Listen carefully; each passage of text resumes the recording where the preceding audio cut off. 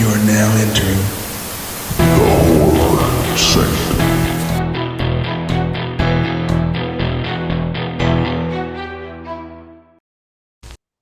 Hello and welcome back to the Horror Sanctum podcast. I'm Jay with John, Kellen, and TJ. And this week we are joined by Nashville's most powerful witch, the supreme of the coven, the Omenbringer, the banshee of the bog, the lovely and talented Miss Molly Marie Kent, frontwoman from the local stoner metal band Omenbringer. Molly, welcome to the show. Hello, thank you. Hail yourselves and hail Satan today. Right on. So as with all our guests, we ask you guys to give us a couple movie options. You gave us some good ones. It was a tough choice. I think Mandy was one of yours. John wanted Mandy bad, but we went with Pan's Labyrinth, Guillermo Del Toro's 2006 dark fantasy.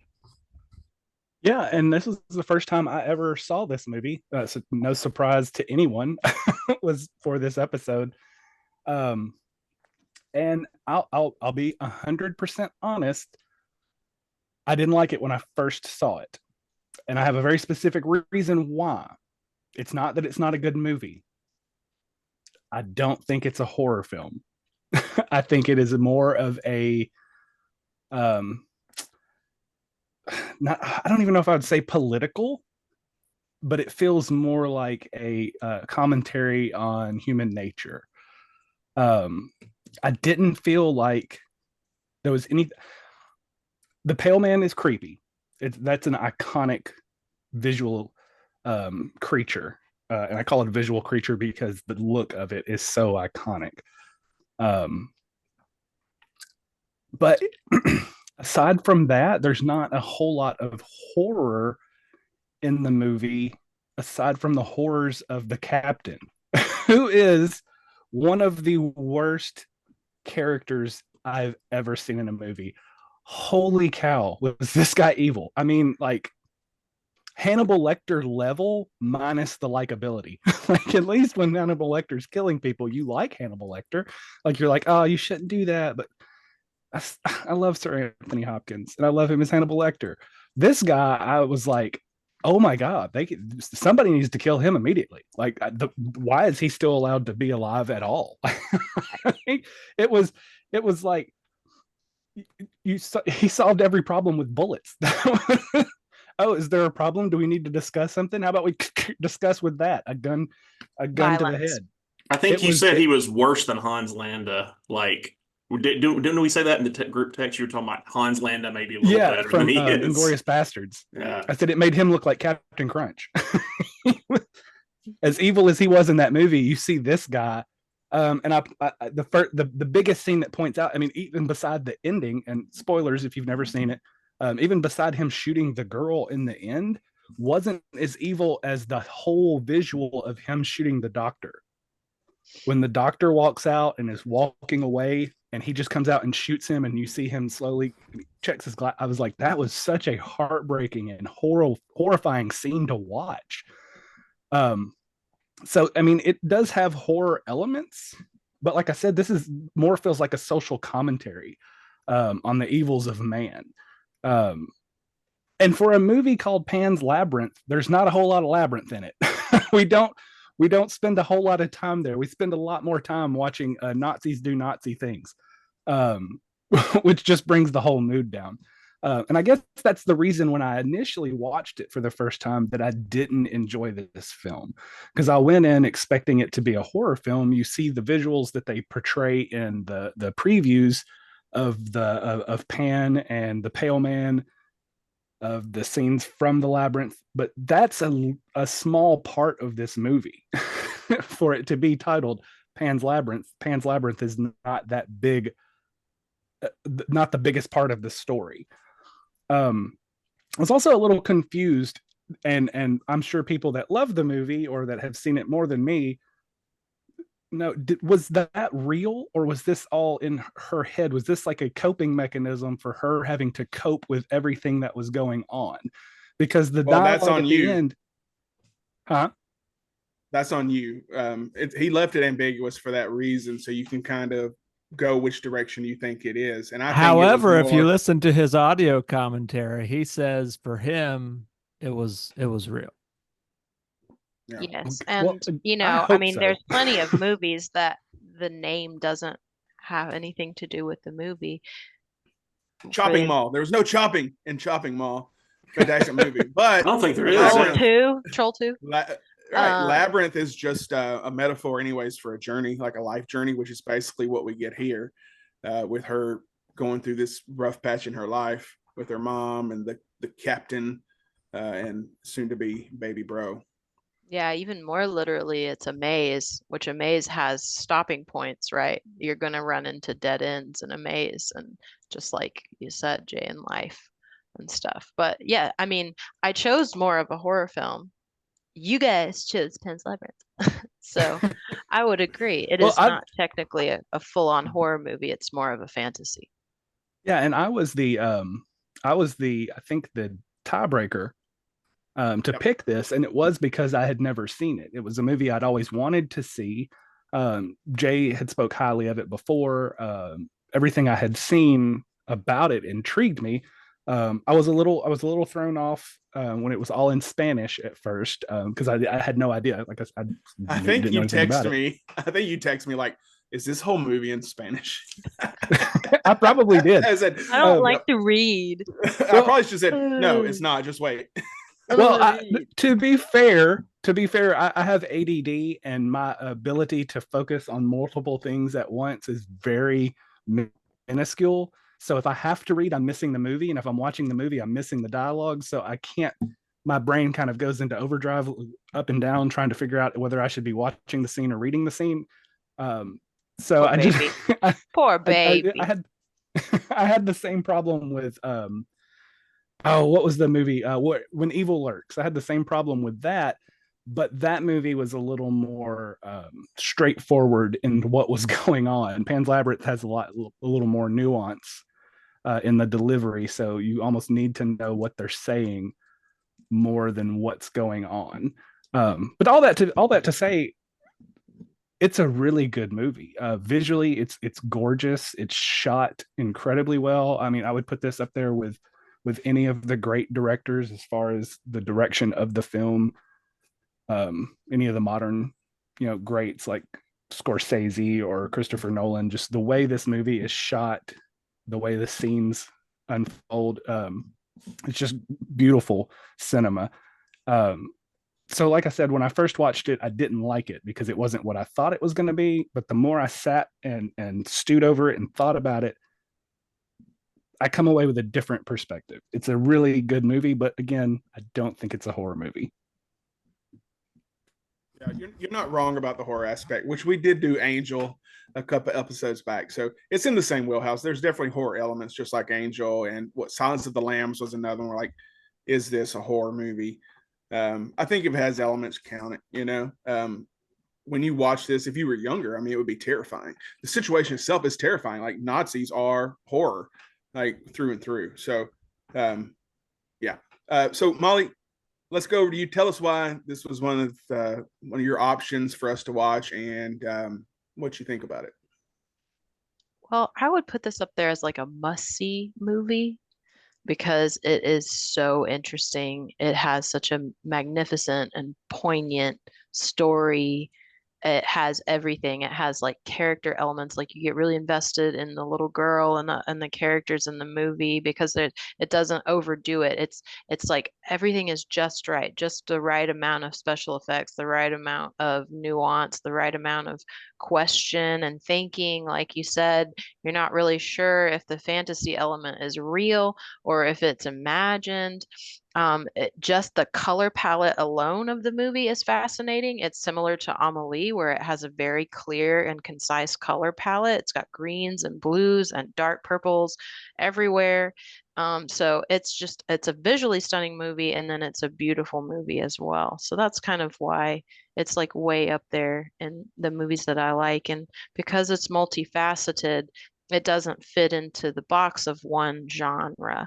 So it is difficult to, put it into a genre because it has so many different things going on. Is it a period piece? Is it a sci-fi? Is it fantasy? Is it a horror movie? So, but definitely the elements that are horror in it that are scary. One of the things that makes it truly terrifying is that a lot of the horror that takes place in it is something that could absolutely happen, absolutely could have happened, almost verbatim at that time. So, and then there's the horror of like childbirth, which is like yucky. I don't like it. I don't want to have a kid ever. And it sounds horrible. And I can't imagine what it was like basically almost 100 years ago with a lot less drugs and a lot less help, for women. So it's a lot scarier to be pregnant. And that's kind of like one of the underlying themes in this like movie. It's kind of refers a lot to her mother's pregnancy and it going very poorly. And really a lot of all the main characters are women too. They're all heroines in this movie. Like there is no real super important male character in the movie other than the villain. So, I don't know. There's just a lot of things I like about. Oh, and the music. The music is unbelievably beautiful in this movie. And so it's just like so many different elements that I like about it. And it's got magic. All my favorite movies have magic in them. So there you go. Yeah, I've seen this movie I think twice. So I watched it when it came out, I think 2006. And at the time, I think I really liked it. Del Toro was kind of fresh to me. I was really impressed by it. And it's not something I watch a lot. I watched it recently, and um, my takeaway is that it's a good movie. I don't think it's anywhere near his top films as far as like his filmography. I'm big on. I love Hellboy. I love The Devil's Backbone. I love Pacific Rim. He's done so many good movies. And for this one, I felt Nightmare Alley. That's another one, really great one. It's kind of an homage to Freaks from 1932. I think this movie, there's a lot of great things about it. I just think that it doesn't, in my opinion, I don't know, over the years, it doesn't hold up to like the sort of the grand epic that it's sort of painted out to be, in my opinion. I know many people would disagree with me on that. I know this is a bluff film, and I'm absolutely a minority in thinking this. There's something about it that is missing for me, and I think some of it goes to like the writing. Like for instance, the mom of Ophelia.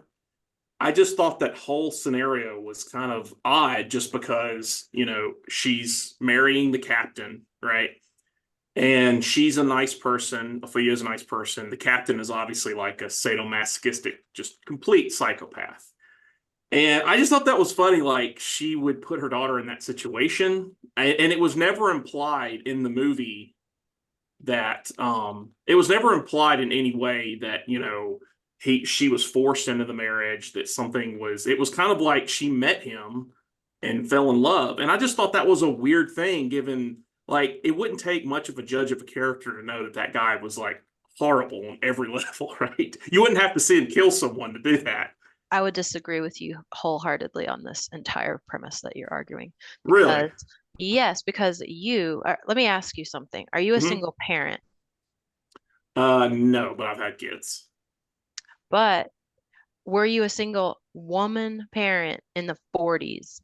Like, what would that have been like, No, for this that lady? is You know what I'm saying? yeah. It's just like, and to me also, another point to your point, this guy is a psychopath, but he clearly shows completely different personalities to everyone he's around. That's fair. And so, like, and Ye- as somebody who's like been around people like that and Right. narcissists as well, they are very good at showing you one side of themselves when they want to, especially a real sociopath can show you whatever like If he they decided want. he wanted her, my, Well, my thought was it's not like she had a choice. I mean, look what he did to everybody he didn't like. yeah, well, here's the True. thing. I do agree with that. And it could have been that he kind of put on an act because he kind of does when they first show up. But that's one thing about the writing of the script that I wish would have been a little more. Del Toro's a really smart writer. That's just one of those things where, as like a first read, I would think like, I wonder why he would choose that. And it may just be to show, like you said, not knowing what it's like to be a woman in the 40s, being pregnant. And, there's a lot of ambiguity to that. So, I mean, I understand the argument. I totally understand what you're saying. I don't know. That was a little odd to me, especially when her mom puts Philia through all of this without her choice. She dies at the end of the movie, and then when she goes to the other side, her mom is there, and I just something about that bothered me. I don't know why. It was just a personal reaction to the writing, but I can understand the argument both ways. I mean, I definitely could see the idea of not the things you don't know and the things that aren't said are still there, even if you don't see them. Um, yeah, I mean, I think it is a well shot film. It's pretty. The music's great. The captain is a terrible character. Holy shit. Like, so bad. Like, every villain ever, this guy is just the worst on like every level. And I think that's one thing about the movie, too, that's realistic, but kind of what Kellen was saying earlier, a little dissatisfying is that he gets shot and he dies. But you almost think through the movie, you're like, oh my gosh, they need to like cut this guy's head off or something, right? But that is a very realistic thing, because if this would have happened in the 40s, it would have been something like a bullet, or so. It wouldn't be something like the cinematic, right? So I can understand why he made that choice. It's just that character, he really does. I think he gets under the audience so much because he's just so despicable. But yeah, I mean, I can see the Alice in Wonderland comparisons. It's a very sad movie. It's very realistic. I think that the way that I took it is I took it as if she's making up all of this in her head, basically to deal with the horrors around her. But the fact that Del Toro said it's real, I would definitely believe Del Toro, just because he's a very earnest guy. If you've ever listened to commentaries with him or about him on the movies, it's hilarious because he's like, in real life, he's like quite funny. Like, he's very quirky, and he's got a huge sense of humor. Like, anything with Ron Perlman when they talk is like hilarious. But yeah, I mean, for me, it's just it goes down a few points. There's just some things I don't personally enjoy about it. But I do think it's absolutely a worthwhile film of seeing. And yeah, I mean, I think it is very good. It's somewhere in the middle for me as far as how I feel about it. What do you think, TJ? Yeah, I mean, I love this film. I watched this film when it first came out in the theater in 2006. I thought he got robbed. I don't remember which film um, beat him out for the best foreign language Oscar. I'd have to look into that, but I knew it was a controversy at the time. You either had to submit to the Oscars if it is a foreign language film as Best Picture or as foreign language, and they chose foreign language, and he still didn't win. He did win. It won 3 Oscars. It won for cinematography. I think a lot of the set design and that kind of stuff, a lot of the technical awards, which I think it's well deserving of. But I remember feeling like it got robbed. I do technically believe this is his best made film overall of the story. The fact that it kind of rides the lines between it is like a Spanish take on a Grimm fairy tale, but a unique fairy tale that incorporates a lot of different kind of mythologies, and then kind of creates its own kind of universe too. And to run that parallel, and in I believe it's around the same time uh, world, like around the Spanish Civil War, that Devil's Backbone was also uh, took place in, which Yeah, it also was a great after, because film. they had that one bomb that was outside of the Yeah, orphanage, or and whatever. they didn't Yeah. know if it was active or not. Yeah, Yeah. but so obviously something about that. I imagine his grandparents probably lived through that. That obviously was a time that was significant to Guillermo del Toro, even though it was well before he was born. He's only in his 50s now. But um, what's interesting is those cats aren't Nazis, but they may as well be. The history of the Spanish Civil War actually in that time period is this cat Francisco Franco, I believe was his name, kind of took over around 1940, around the start of World War II, and specifically, like, one of his main platforms was, I'm going to reunite. There was a lot of division in Spain at the time. He wanted to reunite Spain and not be a part of World War II. His platform was neutrality. Even though at some point he did end up going to Hitler to try and get a favor or something at some point, as you do. But it's I think the intention of Guillermo in this film is to make it to where the horrors are the real life stuff. It's the real life stuff, and if you notice in the arc of how Pan is presented, it's almost, I mean, and Pan being that kind of fawn character that in anglicized culture has kind of come to be like anything that's got goat horns and hooves and stuff has to be like this idea of the devil or whatever. When it started, the and I'm sure Molly knows a lot more about this than I do, but when that idea started in kind of pagan and Celtic cultures and all that, it was an idea of this earth spirit. That's why they say the little girl Ophelia says that the fawn smelled like earth, because it is an embodiment of the earth. It comes from the earth, and kind of is protecting, almost like a guardian angel, protecting that barrier between the real world and this fantasy world that she also is a part of. And man, it's this Captain Cat in old school wrestling lingo. He's the dirtiest player in the game. He's an old school heel, man. He's like Hannibal Lecter, and Hitler had like a sex child and just got some bad shit going on. So, I mean, man, this movie is so brutal. It's not my favorite Guillermo Del Toro film, but I do think it is his best made film. It's not my favorite because I can't rewatch it as much, just because it's so brutal to watch. You have to kind of prepare yourself. I have seen it a number of times over the years. I do think it is beautiful, but the two ways I've described this film to other people over the years has been hauntingly beautiful or agonizingly beautiful, and it's kind of that yin yang. You can't have one without the other, which is so much of what life is. Life is difficult for everybody. For some people, like Ophelia, it's can be agonizing, and to have that question in the film of is the fantasy world and her childlike escape, or is it really her soul being incarnated and reincarnated, and she's forgotten who she was? And there's a beauty in that kind of idea. That's more the lens I choose to take with it.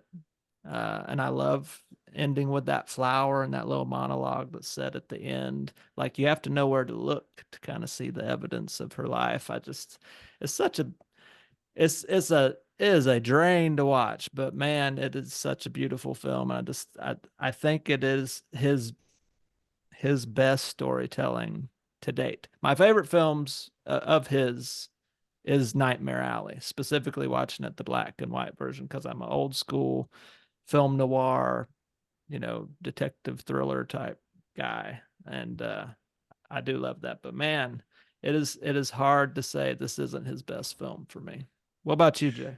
Yeah, I agree. I actually Googled it while John was talking. So according to Rotten Tomatoes, his number one film is the Pinocchio he did for Netflix. Number two is Pan.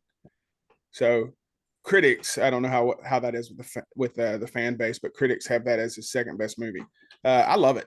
I have the Criterion.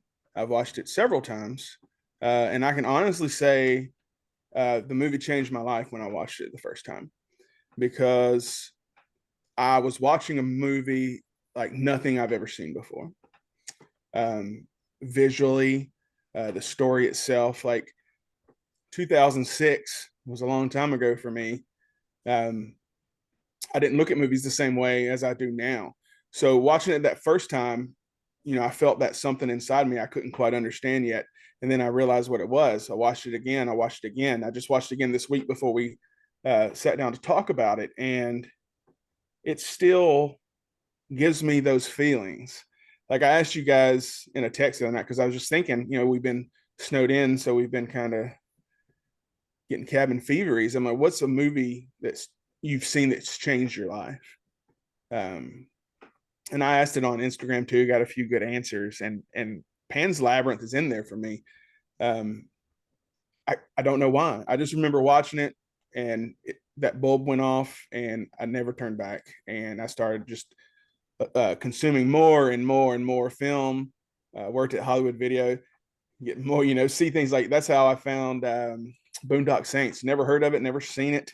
Some guy there, he's like, you seen this? No, we had one copy on VHS. He's like, watch it. And I'm like, holy shit. Like there are different movies than Spider-Man and Dude, Where's My Car? And all these other films that we grew up with. There's so much more out there that is just awe-inspiring. And this is one of them. Del Toro is probably top 5 directors for me that are still actively going, probably in the top 2, if I'm being honest. I own everything he's ever done. And I loved him before I knew I loved him. Hellboy. I loved Hellboy. And then I didn't, back then directors didn't mean anything to me. Like, oh, some guy made it. That's great. Appreciate it. Going back and realizing he did that. And even Pacific Rim, like when I watched that, I wasn't even paying attention to Guillermo Del Toro. Of course, he wasn't as notorious then as he is now. But I will watch anything he does, even the Cabinet of Curiosities on Netflix. I don't know if anybody else has watched that, but it's amazing. Like each episode is so great. It's just creep show, but he's telling the stories. There's one Labyrinth. You only need one Labyrinth. It's also not necessarily literal like we've talked about. There's so many other movies that have things in their name. But again, I just go back to the fact that she's on this journey in her life, which is the metaphor for the labyrinth. And that's all I can really see. As far as the ending, him wanting to be ambiguous, I didn't hear, you said it was commentary where he said to him it was real. What I read was him saying it's based on fairy tales he grew up with. So I don't know which way to go, but in my heart, it was, I compared it to the movie Sucker Punch from 2011, Zack Snyder, where she's in I guess it's a mental institute, and then she goes on these epic adventures. That's in her mind as she's getting lobotomized. That's how I looked at this one too. I don't think it was real. I think it was all in her head. It was an escape from this trauma and living in this time period that was so dark.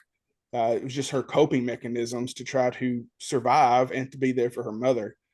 Doug Jones playing the creatures.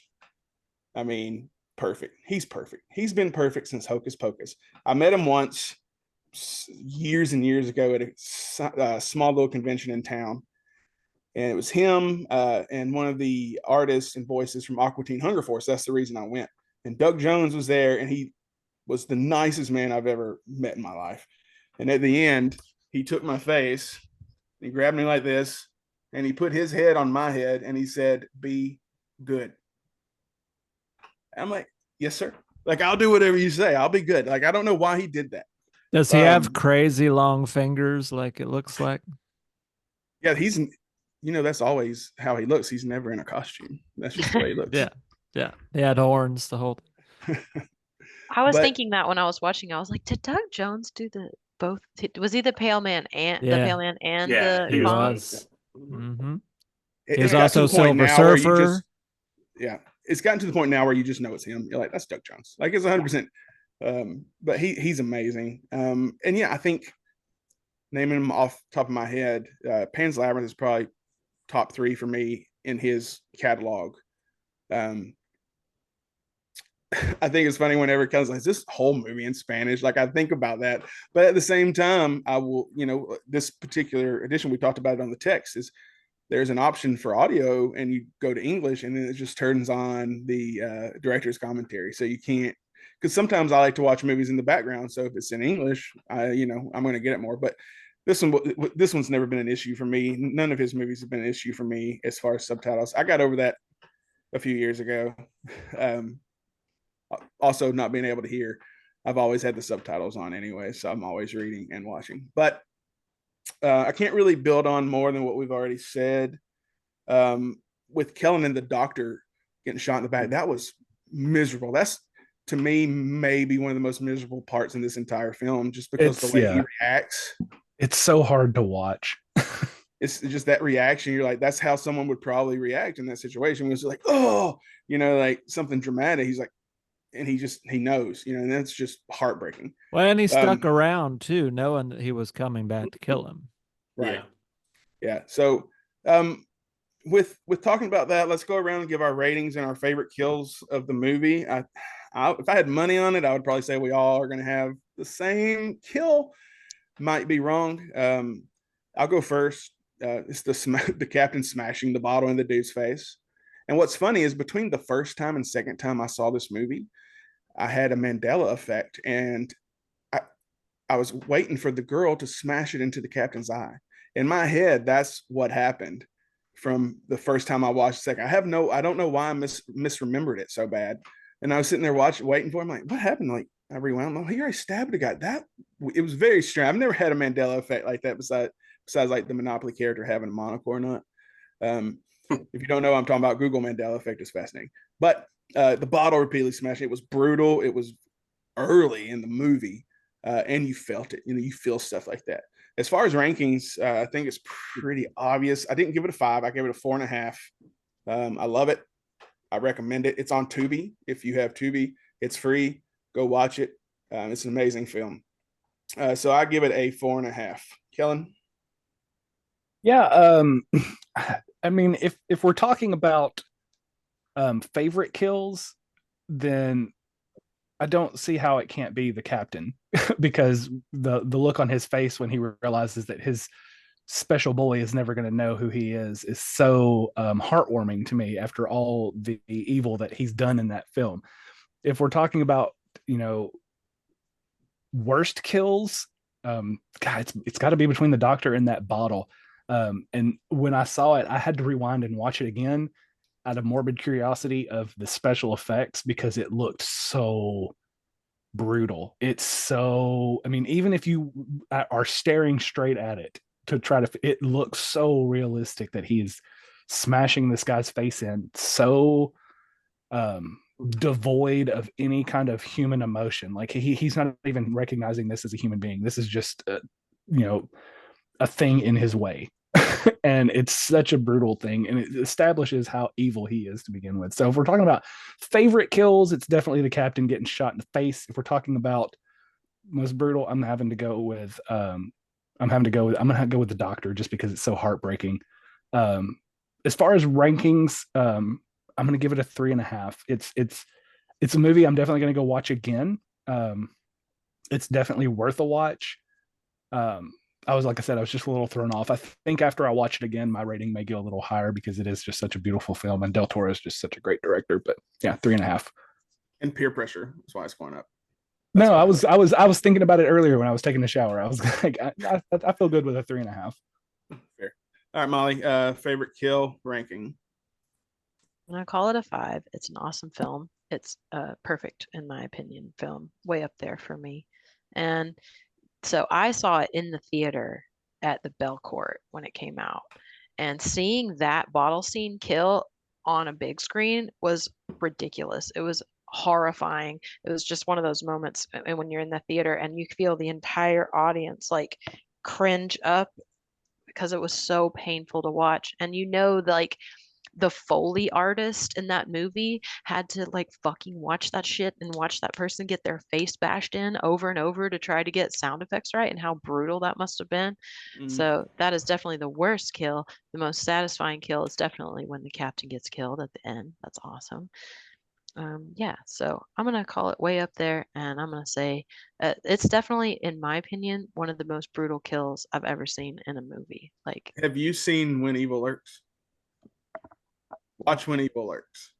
So it's in Spanish as well, and it is one of the most brutal movies. There's some, it's amazing. Like, I think we probably gave it a 4.5 overall, like collectively. It's an amazing film. It's on Shudder if you have Shudder. So when you asked me to, for some films, I was going to give you Il Orfanato by Del Toro, because to me that's another horror movie that is way up there, and I just remembered that he did that one. The Orphan. Uh-huh. Yeah. He produced that one. Yeah, he produced that. He didn't direct it. Oh, I thought he directed it. Well, yeah, I mean, who would know? Right. You It's know, very if his. you It's show that very somebody, much this is his Del vibe. Toro, you're Yeah, like, oh yeah. yeah, I know Del Toro. You when I could see say it. that was a sequel to Devil's Backbone. And I think he wrote The Orphanage too, so it's pretty close. Yeah, it's got him all over it for sure. And he worked on the Strain TV series. I mean, the man's amazing. All right, John, kill rank. Favorite kill, I mean, the bottle kill of the guy's son. That was, oh, I forgot that. That's one of those things that I can't believe I forgot it. And then when I saw it, I was like, oh fuck, yeah, I remember this. Like it just instantly came back. And it's one of those things where, you know, this movie, I don't know how many times I'm ever going to watch this again. I can't put over Nightmare Alley enough. I really think that film is like brilliant on so many levels. And when you rewatch it, there's so many things about that. I'm gonna have to rewatch it even again. It's one of those that really marinates. So that's probably the top for me with Del Toro. That being said, you know, I like it. I don't love it, but I also understand that this is a very great, well-made film. And even though there are things about it I don't really like, doesn't make it's not a good film. So I'm gonna give it 4 out of 5. All right, TJ, bring it home. Man, I think I'm gonna have to give it 4.5 out of 5. You know, I reserve those fives. I give very few fives, but there's technically not anything I can say really negative about it, other than it is brutal to watch. You definitely have to be in a certain kind of mood to to to want to take that ride. And just to kind of elaborate on, obviously the most satisfying kill is the captain, but what makes it so satisfying is he expertly crafts a narrative, a little, very little spoken about narrative all throughout the film about this guy and this patriarchal society, this patriarch of all patriarchs trying to take over the country and whatnot, and this captain leading like the charge with this thing. And his whole thing is he's a multiple generation soldier, right? His dad died in the army and he broke that pocket watch at the time that he died. And he went through it. They even show him fixing the pocket watch so he can have that, so he can do the same thing and pass on his legacy to his son. He had to have that son. That's why he said, I say, if it comes to saving the wife or the son, save the son. And that's what they did. So all the sacrifice he made to get to that point, and he fixed the watch. He had the watch right there, and before he knew he was gonna die, he says, "Make sure my son knows the time that I died." And they said, he's not even going to know your name. It's just so satisfying, just to put the pin on that one. And then what makes that other kill, obviously the bottle kill is the most brutal kill, but what makes it so brutal and really establishes just how psychopathic this character is the fact that he's thinking these are revolutionaries, you know, the other side of the Civil War that they've been trying to suss out in the woods. And they just keep saying, no, we're just rabbit hunting. And then after he brutally kills the guy and then shoots them both in the head, the other guy pulls out 2 rabbits. and he just deadpans, does not react to it at all. And he just says, next time, maybe you want to check their stuff better before you get me involved. You know, that's just like, how brutal. And that's just expert writing on Del Toro's part to really make the dialogue around those scenes really elevate both of those kills. But yeah, I love it. 4.5 for me. So that puts us at 4.3. So we'll call it a 4. You know, the first couple of times I watched it, I did. You know, you kind of get that Alice in Wonderland. Wait, feel of it, but 4.3 then- raises to 4.5 though. Yeah. 4.25. All right, we'll do 4.5. Deal. 4.5.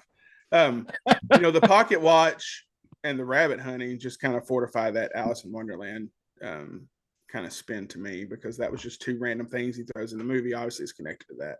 And the Tarantino thing too. You think he wore the watch up his ass? I was just thinking that. He stuck his watch up his ass for years. It's like all I can think of. That's great. All right, that's going to be a wrap on this episode. Be sure to subscribe to our YouTube channel and to wherever you're listening to this podcast. Follow us on Instagram and on TikTok. And then we have a group on Facebook you can join as well. And go check out Omenbringer. Molly, you want to take a second, just tell everybody where they can find you guys, your music, upcoming shows and all that? Sure. We are super active on Instagram, so you can find us on Instagram.com or Instagram app, Omenbringer Band. You can find us under that name under all of the social media websites and on Spotify, Apple Music, anywhere you get your music under Omenbringer, all one word. And our full-length album is coming out, should be this June on 6/6/24/666. And we're really, really excited about our full-length album, which will be 13 tracks. And our next show is going to be April the 26th, which is a Friday at the Cobra. So I hope anybody that's local in Nashville will come and join us for that show. We've been holed away working on the album, so it'll be our first time playing for a few months. I saw the flyer for that show. That's pretty awesome. Yeah. Oh, who did that? I did. We have I did. some epic artists in our community that we all love. Go check them out. You said April 26th. Friday, it's April 26th. at the Cobra in East Nashville, Omenbringer, Hussy Fit, Look What I Did, and Big Gorgeous. Big Gorgeous, yes. Coming into town, and they're great guys. They did a video for us last year saying to go check us out. I've booked them a couple times now, so they're fun. What's funny is I've never seen them live. Like I've booked them twice now, and I haven't seen them because it's always been inconvenient. So, but April 26th, I'll be there. You guys should be too. Go search Omenbringer, follow them, Facebook, Instagram. Yeah, so that's going to be a wrap for this episode. Molly, thank you so much for taking some time with us, and thank you for giving me a reason to watch Pan's Labyrinth again. Thank you, darlings. And all right, that's it. Signing off. I'm Jay with John, Kellen, Molly, and TJ. And until next time, Keep it spooky.